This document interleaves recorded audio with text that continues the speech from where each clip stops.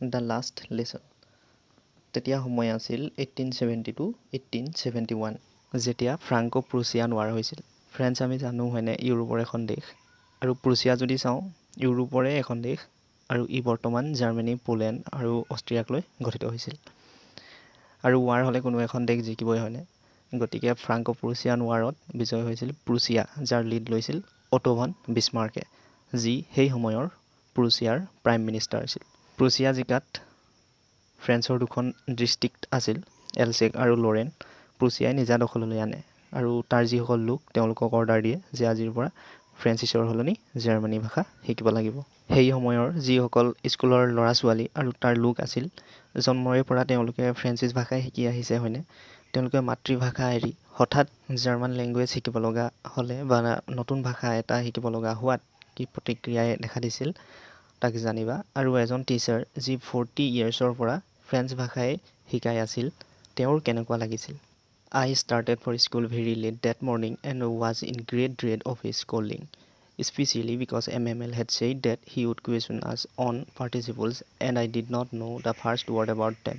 পাঠটোত থকা ল'ৰাটোৰ নাম আছিল ফ্ৰান্স, যি পঢ়া বুলি ক'লে বৰ টান পাইছিল, পঢ়িবলৈ একদম মন নকৰিছিল।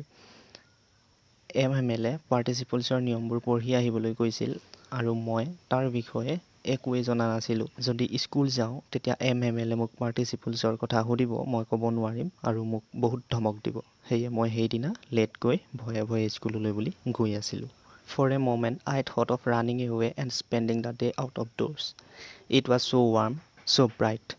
The birds were chirping at the edge of the wood, and in the open field back of the sawmill the Prussian soldiers were drilling. It was almost more tempting than the rule for participles, but I had the strength to resist and hurried off to school. সেইবাবে এবাৰত ভাবিলোঁ যে সেইবোৰ হোৱাতকৈ school নগৈ স্কুলৰ বাহিৰতে কটাওঁ।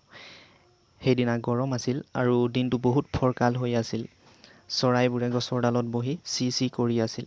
চ' মিলৰ পিছফালে থকা মুকলি খেলপথাৰত প্ৰুছিয়ান চলজাৰ্ছবোৰে পাৰেড কৰি আছিল।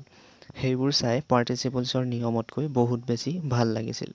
গতিকে এইবোৰকে চাই দিনটো কটাওঁ, কিন্তু আকৌ ভাবিলোঁ যে যি হয় হওক হয়নে, স্কুললৈকে যাওঁ সেইবুলি বহুত খৰকৈ স্কুললৈ যাবলৈ ধৰিলোঁ, কাৰণ অলৰেডি মোৰ লেট হৈছিল। When I passed the town hall there was a crowd in front of the bulletin board. For the last 2 years all our bad news had come from there. The lost battles, the draft, the orders of the commanding officer, and I thought to myself, without stopping, what can be the matter now? যেতিয়া town hall পাৰ হ'লোঁ তেতিয়া দেখিলোঁ যে bulletin বৰ্ডৰ কাষত বহুত মানুহৰ ভিৰ। বুলেটিন বৰ্ড মানে এখন ন'টিছ বৰ্ডৰ দৰে, যি তোমালোকৰ কলেজত আছে হয়নে।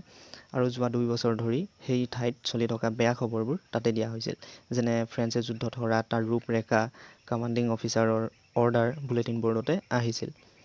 তেতিয়া মই ভাবিলোঁ যে আকৌ কি ঘটনা ঘটিল, কাৰণ 2 বছৰ হ'ল ভাল খবৰটো নায়েই, আকৌ নিশ্চয় বেয়া খবৰে আহিছে।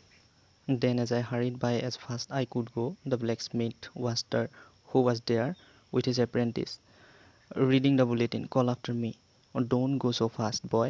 You will get to your school in plenty of time." মই যিমান পাৰোঁ লৰালৰিকৈ স্কুললৈ গৈ আছিলোঁ।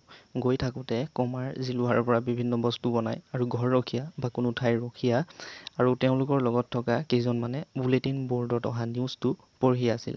লৰালৰিকৈ যোৱা দেখি মোক ক'লে, ইমান খৰকৈ নাযাবা, তুমি স্কুল ঠিক সময়তে গৈ পাবাগৈ। I thought he was making fun of me and reached MML's little garden all out of breath.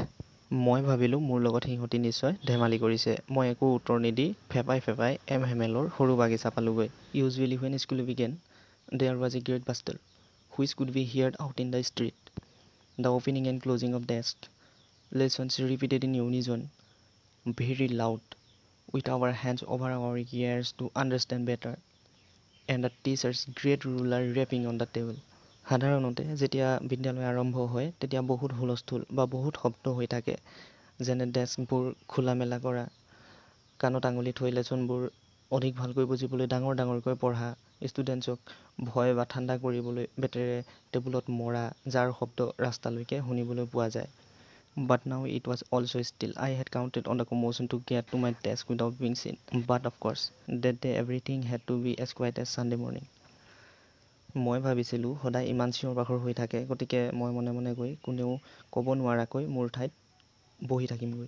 সেইদিনা কিন্তু তেনেকুৱা নাছিল, বহুত শান্ত পৰিৱেশ, এনেকুৱা লাগিছিল যে সেইদিনা ছানডে মৰ্ণিংহে আছিল। Through the window' I saw' my classmates already in their places, and MML walking up and down with his terrible iron ruler under his arm. I had to open the door and go in before everybody. You can imagine how I blushed and how frightened I was. খিৰিকীৰে দেখিলোঁ লগৰবোৰ নিজৰ নিজৰ ঠাইত বহি আছে আৰু MML তেওঁৰ আইৰণ ৰুলাৰডাল লৈ ক্লাছৰুমটোৰ ইফালৰ পৰা সিফালে ঘূৰি ফুৰিছে। মই ক্লাছৰুমৰ দুৱাৰ খুলিলোঁ আৰু সকলোৰে সন্মুখত গৈ থিয় হ'লোঁ। তুমি ইমেজিন কৰিব পাৰা মোৰ কিমান ভয় আৰু লাজ লাগিছিল। But nothing happened. MML saw me and said very kindly, "Go to your place quickly, little Franz. We were beginning without you." কিন্তু সেইবোৰ একো নহ'ল। MML মোৰ ফালে চালে আৰু মৰমেৰে ক'লে, "ফ্ৰান্স, সোনকালে নিজৰ ঠাইত গৈ বহা আৰু অলপ দেৰি হোৱা হ'লে তোমাৰ অবিহনেই ক্লাছ আৰম্ভ কৰিলোঁহেঁতেন।" I jumped over the bench and sat down at my desk. Not till then, when I had got a little over my pride, did I see that our teacher had on his beautiful green coat, his frilled shirt, and a little black silk cap, all embroidered, that he never wore except on inspection and prize days. MMLৰ কথা শুনি বেঞ্চৰ ওপৰেৰে জঁপিয়াই মোৰ ডেস্কত গৈ বহিলোঁ।